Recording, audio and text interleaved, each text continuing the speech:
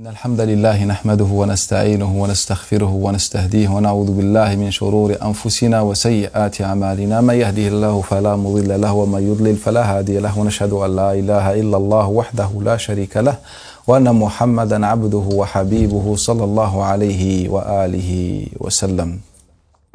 On avait commencé cette série sur l'art islamique en parlant des dessins, de tout ce qui est dessin, sculpture, etc. Et on a vu quelques versets, on a vu ce sujet aussi dans la vie de Nabi sallallahu alayhi wa sallam et aussi salaf salih. Aujourd'hui, Inch'Allah, on va continuer toujours dans le même sens. Cette fois-ci, on va parler du comportement des compagnons envers Satar, envers ce sujet. Vous savez que les compagnons ont ouvert beaucoup de terres dans le monde. Et souvent, les peuples avaient préservé des statues, des dessins dans leurs terres, soit des statues qui ont rapport avec la religion, c'est-à-dire des statues religieuses ou des statues vraiment historiques qui peut-être autrefois avaient un rapport avec la religion. Bref, comment les compagnons ont réagi? C'est ça la question qui nous intéresse aujourd'hui. En fait, pour savoir comment les compagnons ont compris les textes religieux par rapport au sujet du dessin, etc. Et je pense que c'est un sujet très important pour pouvoir suivre et marcher sur les traces des compagnons, radiyallahu ta'ala anhum wa ardahum ajma'un. On va pas rentrer dans tous les détails historiques et dans toutes les terres ouvertes par les compagnons, mais on va donner peut-être 3 exemples, incha'Allah ta'ala. Premier exemple, c'est Al-Madain. Al-Madain, c'est une ville irakienne qui est située environ à 25 km de la capitale irakienne. Al-Madain a été ouvert dans l'époque de Omar ibn Khattab, radiyallahu ta'ala anhu wa arda. Ça, les savants ont divergé en quelle année exactement. Certains disent 16e année, d'autres 19e année. Bref, c'était dans l'époque de Omar ibn Khattab. Et à la tête de l'armée musulmane, il y avait Saad ibn Abi Waqqas. Et le traducteur, c'était Salman al-Farisi, radiyallahu ta'ala anhu wa arda. Il y avait plusieurs compagnons, il y avait beaucoup de compagnons dans cette arrivée à l'Irak. Surtout à la ville de Al-Madain. Et Al-Madain, c'était la capitale des Perses. C'est là où il y avait le grand palais où le roi perse était installé, Kisra. Comme on sait bien, et tout le monde sait, c'est que la civilisation perse est une grande civilisation. Et elle est passée par 3 ou bien par 5 étapes depuis son existence, depuis son arrivée autrefois il y a des milliers d'années en Irak. Et les Perses faisaient beaucoup de statues, des sculptures, des gravures, de dessins de leurs rois, etc. Et donc, il est logique et évident que les compagnons vont tomber sur ces statues. Donc, la question qui se pose, comment les compagnons ont réagi par rapport à ces statues? L'imam Tabari nous rapporte, et d'autres savants nous rapportent d'après Abi al-Bakhtari et aussi Ibn Tha'laba, Muhazziz Ibn Tha'laba, les deux nous rapportent que les compagnons sont arrivés au palais du roi et ils ont trouvé de nombreuses statues et que Saad ibn Abi Waqqas radiyallahu anhu a prié dans le palais de Kisra sans qu'il touche à ces statues. Sans qu'il touche, et non, ils nous ont souligné le mot sans qu'il touche à ces statues. Et l'histoire a prouvé aussi que ces statues ont été préservées par les compagnons. La preuve, c'est que après la gouvernance, après l'arrivée des musulmans en Irak et des siècles plus tard, et jusqu'aujourd'hui, on trouve dans les musées irakiens les statues qui viennent de ce palais et des travaux perses. Ça, c'est l'un des exemples. Deuxième exemple, c'est dans l'Égypte. On se dirige vers l'Égypte, particulièrement à Ayn Shams. On sait bien que les musulmans ont ouvert l'Égypte dans l'époque de Omar ibn Khattab, radiyallahu ta'ala anhu wa arda. Et cela a commencé a débuté vers l'année 16 après l'immigration dans la vie prépondérante. C'est la vie de Saïf ibn Omar Tamimi, et j'ai dit qu'il est prépondérant pour plusieurs preuves. D'autres savants ont dit que c'était la 18e année, d'autres savants disent que c'était l'année 25. Bref, que c'était dans l'époque de Omar ibn Khattab, mais pour plus de précision, on dit que c'est la 16e année. Que les musulmans ont commencé à rentrer dans la terre de l'Égypte. Hein. Et ils ont commencé par la région de Ain Shams, précisément par le palais où il y avait le roi romain, Qaysar. Et c'était dans le sud de la région de la ville Ain Shams. Et que les premiers compagnons envoyés Az-Zubayr, ou bien les compagnons à la tête de l'armée musulmane, Az-Zubayr ibn al-Awwam, l'un des grands compagnons, et Amr ibn al-As. Bien sûr, il y avait de nombreux compagnons. Il y avait en vérité plus de 140 compagnons. Pourquoi? Car les savants qui ont répertorié les compagnons qui se sont installés en Égypte, comme par exemple Muhammad ibn Rabi' al-Jizi dans son livre Fi man dakhala Misr, Ibn Abd al-Hakam dans son livre Futuh Misr, l'imam Ibn Yunus dans son livre Les Chroniques de Misr, et d'autres savants, le Suyut, etc.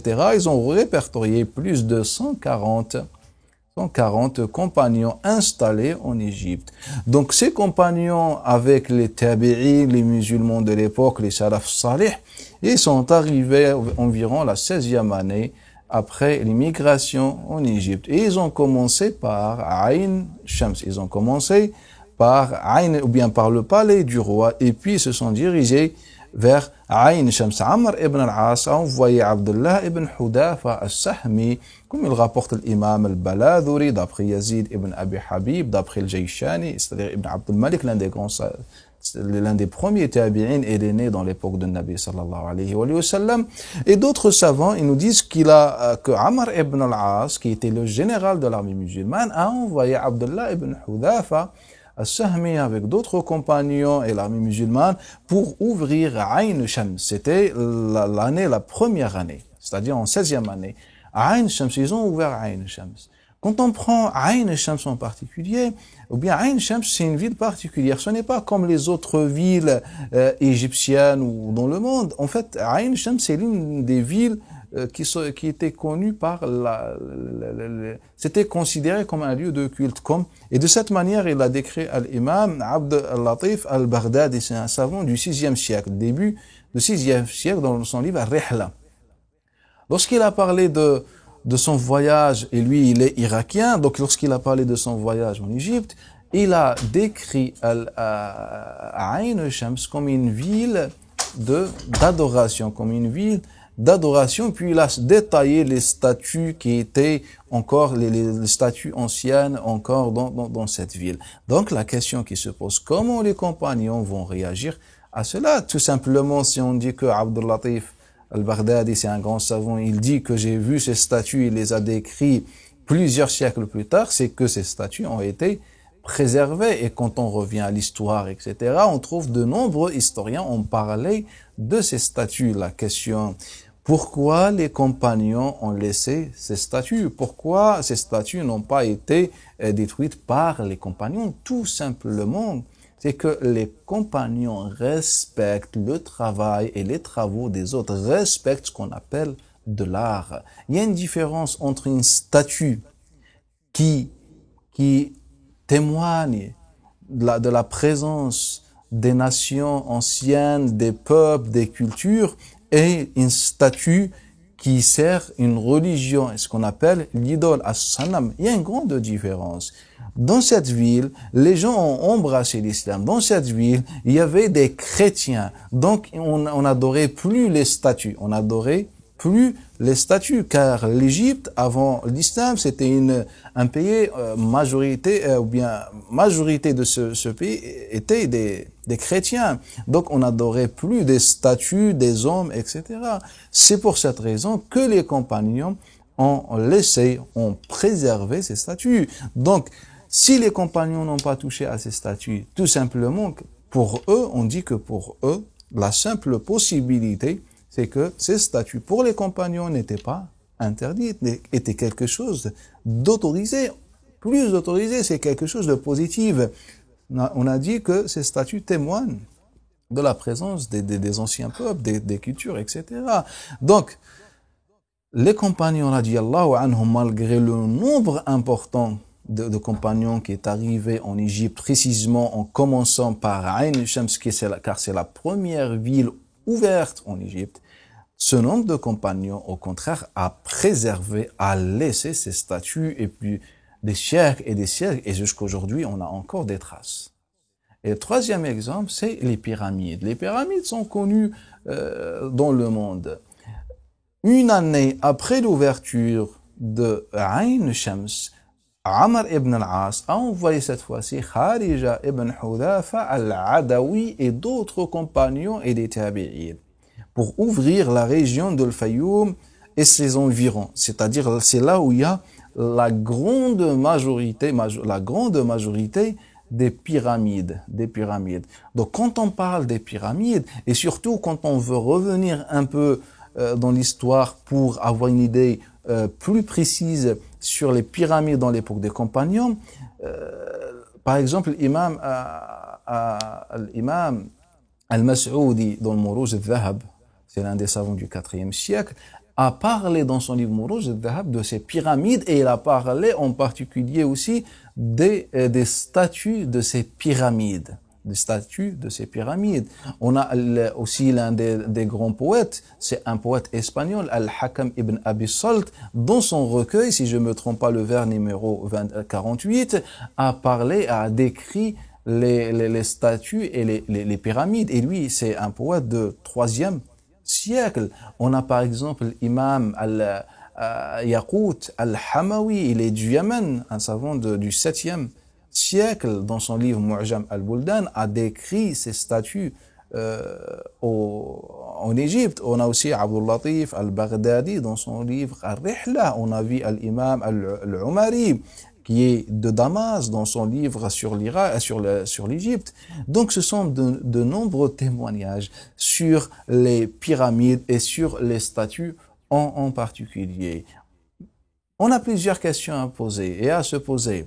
Si ces hommes qui sont venus par passage en Égypte ont remarqué ces statues, est-ce que les compagnons pouvaient ignorer et ne pas voir, ne pas remarquer ces statues? C'est impossible. Car quand on parle de Yaqut al-Hamawi, il est du Yémen, il est juste venu par passage, il est passé par l'Égypte. Il a remarqué la grandeur de ces statues, de ces pyramides, etc.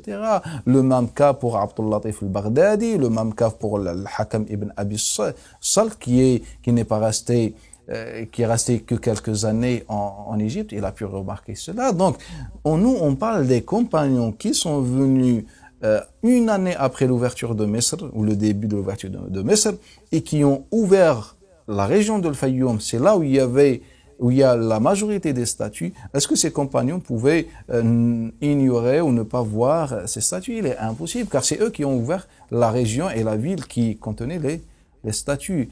Deuxième question. Comment les compagnons ont réagi? La preuve, c'est qu'on a toujours les statues jusqu'aujourd'hui et les pyramides jusqu'aujourd'hui.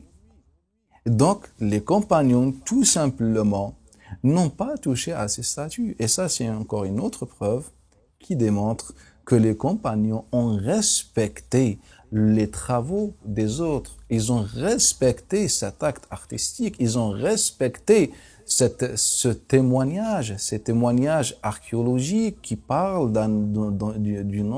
d'une ancienne nation, etc. Donc, en général, les exemples sont nombreux. Si on parle de Palestine, on a aussi de nombreuses statues préservées dans l'époque des compagnons. Si on parle de Damas, en particulier, en général de Hacham, on avait des centaines de statues. Et jusqu'aujourd'hui, ces statues sont préservées dans les musées dans le monde. Donc la question, pourquoi les compagnons ont laissé ces statues alors qu'ils avaient tout le pouvoir nécessaire pour les détruire. L'Égypte, c'était un pays musulman, dirigé par les musulmans. Le peuple égyptien, en majorité, a embrassé l'islam dès les premiers jours. Donc, comment ce peuple qui était musulman n'a rien fait? Comment les musulmans, les compagnons qui avaient le pouvoir n'ont rien fait? Et aujourd'hui, on vient de dire, mais non, les statues sont interdites ou l'islam a interdit. Non, l'islam a interdit les idoles, mais il n'a pas interdit autre chose. Donc, on est face à la compréhension de Salaf Salih. On est face à la voix de Salaf Salih. Donc, on a le choix entre la voix du Coran, de Sunnah et la compréhension de Salaf et la voix des hommes qui essayent de réduire l'islam en quelques hadiths compris de leur manière pour dire que interdit, etc. أقول هذا الكلام واستغفر الله لي ولكم